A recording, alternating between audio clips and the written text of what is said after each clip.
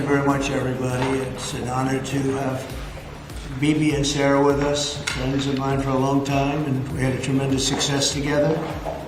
And I think it will only go on to be even greater success in the future. So it's really nice to have you at the White House. It's nothing like the White House, and it's great to have you both and all of your wonderful people. Ron, we've worked together for a long time. We've done well together. We had a great time. I would say it's a lot of work, but we had a great result recently. And we're going to have a lot of great results. So it's great to have you. Thank you very much. Thank you. I want to express the appreciation and admiration, not only of all Israelis, but of the Jewish people, and many, many admirers around the world for your leadership of the free world, your leadership of a just cause, and the pursuit of peace and security which you're leading in many lands, but now especially in the Middle East. We have great opportunities. The President has an extraordinary team, and I think our teams together make an extraordinary combination to meet challenges and seize opportunities. But the President has already realized great opportunities. He forged the Abraham Accords. He's forging peace as we speak in one country, in one region after the other. So I want to present to you, Mr. President, the letter I sent to the Nobel Prize Committee. It's nominating you for the Peace Prize, which is well deserved, and you should get it. Thank you very much. This I didn't know. Well, thank you very much. Thank you. Coming from you in particular, this is very meaningful. Thank you very much, Bibi. Thank you. Thank you for everything you're doing. Thank you. It's a great honor. Thank you. Thank you very much, everybody. Appreciate it. Have you spoken with any of the families of the victims of the Texas flood? And can you talk about what you would like to do when you travel there on Friday? Well, we're going to just make it as comfortable as possible for the state of Texas. They have a great governor. They have wonderful senators. They have wonderful representatives, and we're going to work together with them. And we have been working really very hard. This whole table has been working. That was a terrible event. Terrible event. You saw that, baby, where Texas was just absolutely so badly hurt by something that was a big surprise late in the evening. So we'll be working with the governor and all of the people of Texas. We'll be going on Friday. Mr. President, there was a security incident in northern Gaza today, right around the time that the Prime Minister was meeting with Secretary of State, Mr. Steve Witkoff. Does that, a number of IDF soldiers reportedly have been injured, possibly killed, does that in any way wrinkle in ceasefire negotiations with Hamas? I don't think so. They want it. They want to meet and they want to have that ceasefire. So I don't think so. Steve, could you respond to this? You know about it? Well, I think it's terribly unfortunate. Terribly unfortunate. We were just talking about it, how tragic it is, but we have an opportunity to finally get a peace deal, Mr. Prime Minister, as we discussed, and I'm hopeful for it very quickly. Mr. President, final offers, or are they More or less final offer. So South Korea, Japan, Look, we're always subject to negotiate something that's fair, but we've talked to most of the countries, and pretty much they've had their way for many, many decades, as you know. And it was time that we just wanted fairness. This is not really equitable from our standpoint because it's just a small token by comparison to the damage that's been done over the years. But we had no other president that was willing to do this. I did it in my first term with China and others. We took in hundreds of billions of dollars of tariffs. No inflation, the most successful period of time that we've ever had financially in the country. The first term. I think this term is going to be much better, even much better than that. That was the best ever, and this is going to be, I think, substantially better. And we're on the way to doing that. We've already taken in over $100 billion worth of tariffs, and we haven't even started. And all I say to the other countries is, some of them wanted to make a deal and wanted to be fair. Others perhaps got a little bit spoiled. They were a little bit spoiled because for 30, 40 years, 50 years, they were taking advantage of the country. So we're going to, I would say, final, but if they call with a different offer, and if I like it, we'll do it. the August deadline? Is the August deadline firm now? Is that it? I would say firm. No, I would say firm, but not 100% firm. If they call up and they say, would like to do something a different way, we're going to be open to that. But essentially, that's the way it is right now. Yeah. Mr. President, is your Palestinian relocation plan still on the table? Is there a plan? Has there been any progress in finding countries to accept? Maybe why don't I let you answer that question? Mr. President, regarding Wait, he's got to answer Oh, I'm that. sorry. I think President Trump had a brilliant vision. It's called free choice. You know, if people want to stay, they can stay. But if they want to leave, they should be able to leave. It shouldn't be a prison. It should be an open place and give people a free choice. We're working with the United States very closely about finding countries that will seek to realize what they always say, that they want to give the Palestinians a better future. And those who, and I think we're getting close to finding several countries, and I think this will give, again, the freedom to choose. Palestinians should have it, and I hope that we can secure it close by. And we've had great cooperation from meetings surrounding Israel, surrounding countries, great cooperation from every single one of them. So something good will happen. Brian, did you have Yes, something? Mr. President, you've mentioned before you want to go down as your legacy as a peacemaker. Are we in the last chapter of closing out peace amongst this conflict now and all the other ones that will come? Well, I hope so. Look, we did a job with India and Pakistan and Serbia, Kosovo, Rwanda, and the Congo, and this was all over the last 3 weeks or so, Marco, right? We did, and others that were ready to fight, and we stopped a lot of fights. I think a very big one, frankly, a very, very big one was India and Pakistan, and we stopped that over trade. We're dealing with India and we're dealing with Pakistan, and we said we're not going to be dealing with you at all if you're going to fight. And they were maybe at a nuclear stage, they're both, nuclear powers. And I think stopping that was very important. We're trying to help out with a Biden-created monster, this whole thing that's happening with Russia and Ukraine. It's a horrible thing, and I'm not happy with President Putin at all. But this is something that would have never happened if I were president. This is a war that was never going to happen. Go ahead, Brian. I was going to say, how would you address your critics that in the election they said that you would cause the next World War III, when in fact you're solving all the problems? I'm stopping wars. I'm stopping wars. And I hate to see people killed. Like, as an example, Ukraine and Russia. They're not Americans there being killed. They're not Israelis that are being killed. These are all Russians and all Ukrainians. But it's 5,000, maybe 7,000 last week, 7,500 last week, mostly soldiers. But people in towns and cities that are getting hit, but mostly death is mostly soldiers. Now, so they don't come from here, but it's 7,000 last week souls. And if I can stop that, they have parents and they have sisters and brothers and getting married and who knows, they're just people, but they're souls. And if I can stop a war, because I have an ability to do so, I'm disappointed, frankly, that President Putin hasn't stopped. I'm not happy about it either. Mr. President, on the Iran talks, can you say if you scheduled the next round of Iran talks? And then also on strike. We have scheduled Iran talks, and they want to talk. They took a big drubbing. I think when we hit the three sites, really, I would say the three sites, not just the one. The one was a big one, and it was deep in granite, and it was obliterated. It turned out the Atomic Energy Commission said it is obliterated. I would just want to take our hats off to those incredible flyers, the people that flew that big machine, and frankly, the mechanics and everybody else. They had zero. They flew for 37 hours with zero problem mechanically. I mean, when you think in carrying the biggest bombs ever, the biggest bombs that we've ever dropped on anybody, when you think non-nuclear, and we want to keep it non-nuclear, by the way.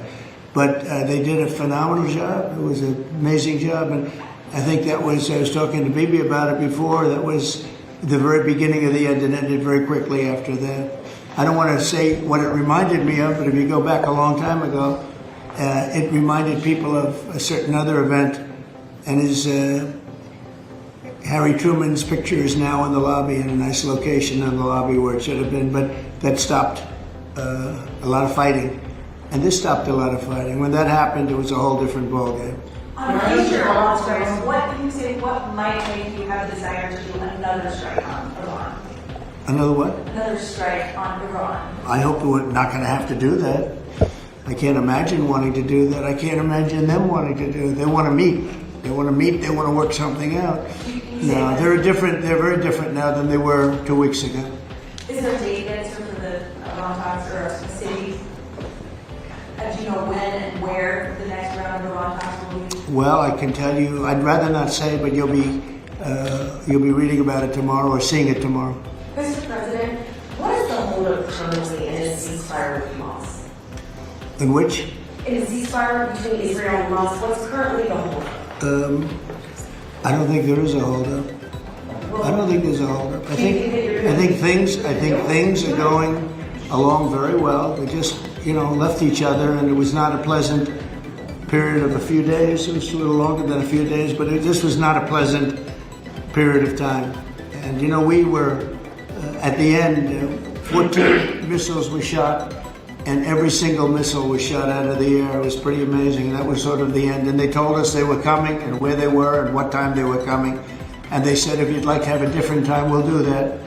And that's respect when they do that. I appreciated that they did that. There was no surprise. We got the soldiers out of the base in Qatar, in this case.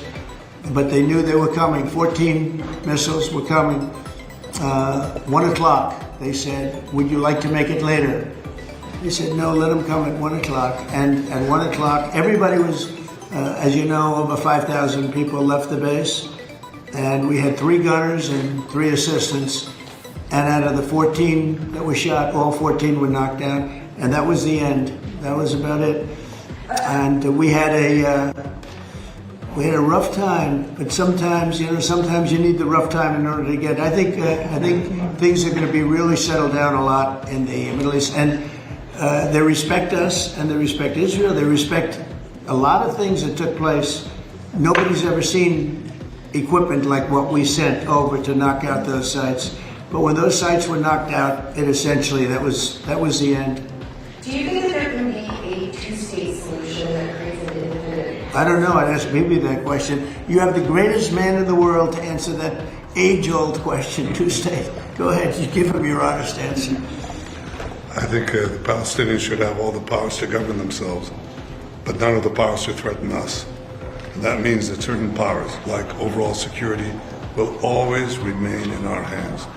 Now, that is a fact, and no one in Israel will agree to anything else because we don't commit suicide. We want life, we cherish life for ourselves, for our neighbors, and I think we can work out a peace between us and the entire Middle East with President Trump's leadership, and by working together, I think we can establish a very, very broad peace that will include all our neighbors. Mr. President, a question on Iran.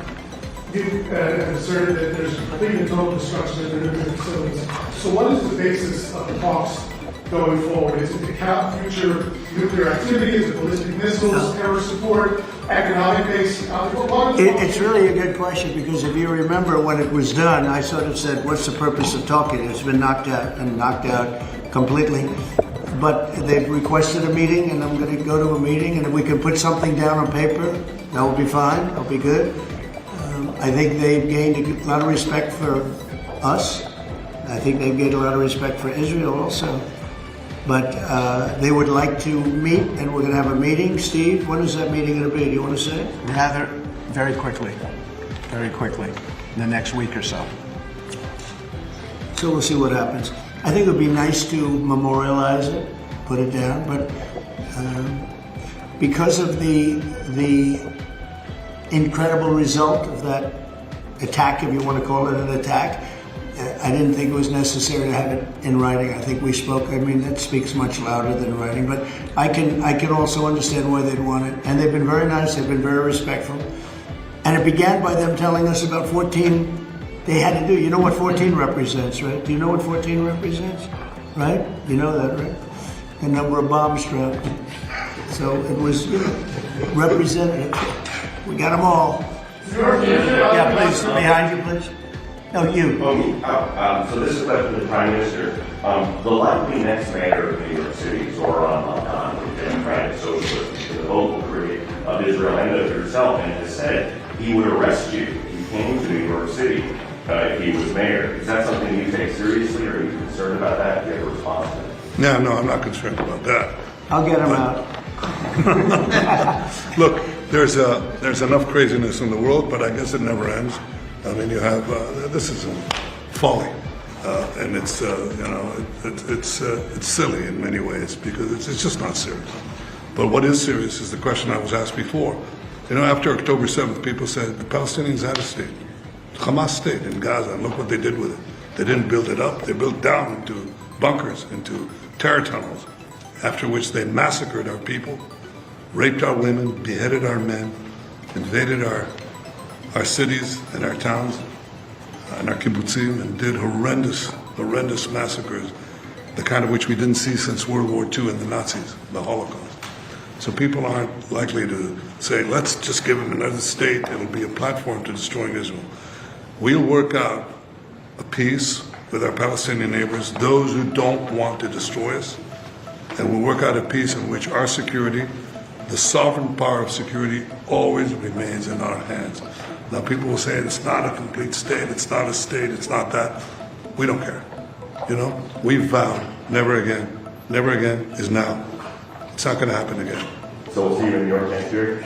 Oh, well, look, I'm going to come there with the President Trump, and we'll see how do you know who the mayor will be? I don't know that. Do you know that? He's going to be very fine, and who knows, we don't know who the mayor's going to be yet. But this is a communist. He's not a socialist, he's a communist. And he's said some really bad things about Jewish people, and he said some really bad things about a lot of people. And I think he's going through a little bit of a honeymoon right now, but he might make it. But it all comes through the White House. He needs the money through the White House. He needs a lot. He's going to behave. He'll behave. He better behave, otherwise he's going to have big problems. But it's a philosophy that this country is not ready for, and it never will be. By the way, we have a man with us who thought this was going to be a very glamorous, easy job. He's the ambassador to Israel, Mike Huckabee, former governor, former everything. I'd say he's a former everything, and respected and loved by everybody. And he loves Israel. He loves the state of Israel, and nobody loves it much more. And he's not Jewish, and he loves Israel. And he wanted to be there. I said, Mike, it could be dangerous. No. Well, at least I was right about that. He was in every bunker you could be in. He was running around from bunker to bunker, but he's still with us, fortunately, and he's done a great job. Would you say a few words, Mike? Just want to say what an honor it is to serve you, Mr. President, and to see a historic horizon that we're looking at in the Middle East. And when the President made his trip to the Middle East, and then he really reached out to the new Syrian government, knowing they needed a partner, and knowing that they could pick the wrong partner. And what the President did, which took us all off guard, but the strategic move in that has set up something that is absolutely historic. And Mr. President, I don't even think you fully comprehend the impact that you're having on the region in a way that is so remarkable.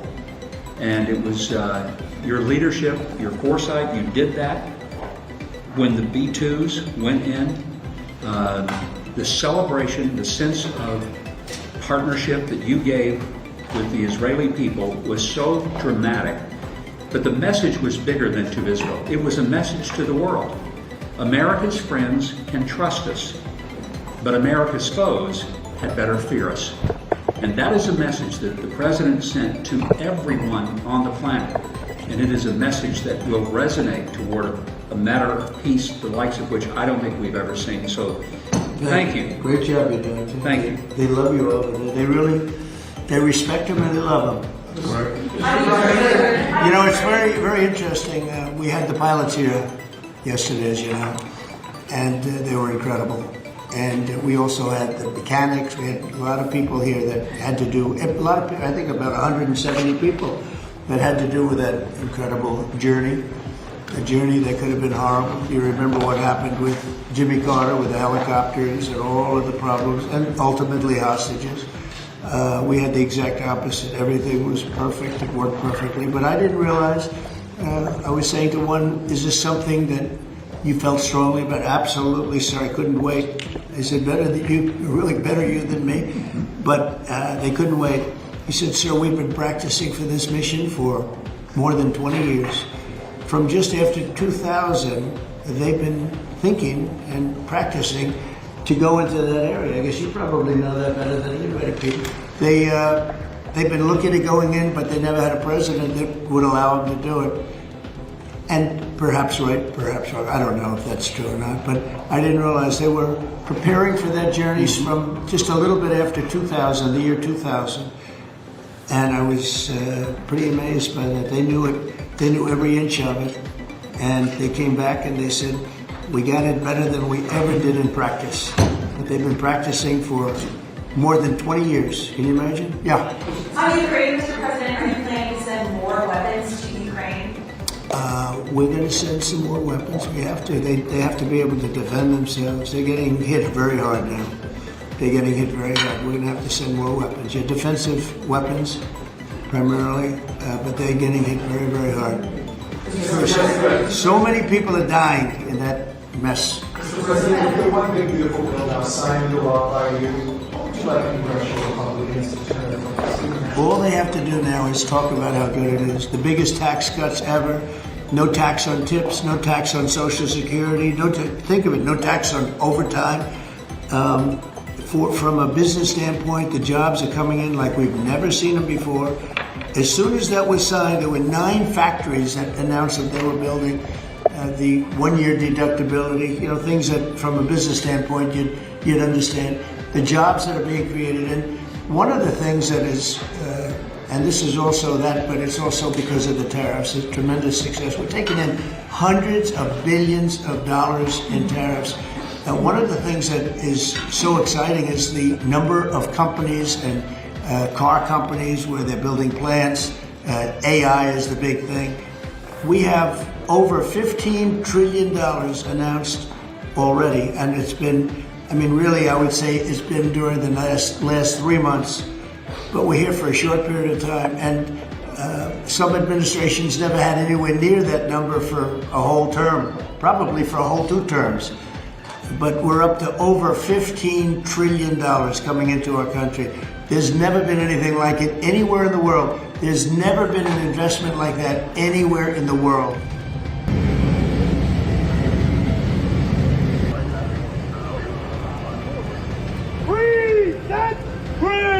Set, oh!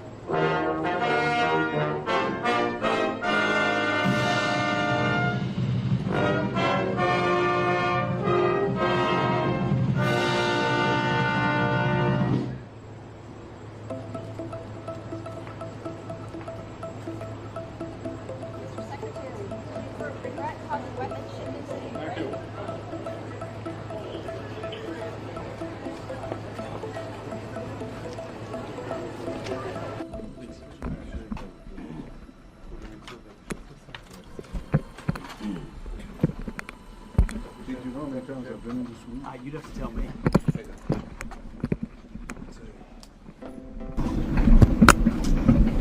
I think the entire world took note. I think Iran took note. I think everybody in the Middle East took note of American resolve and of the strength of our alliance.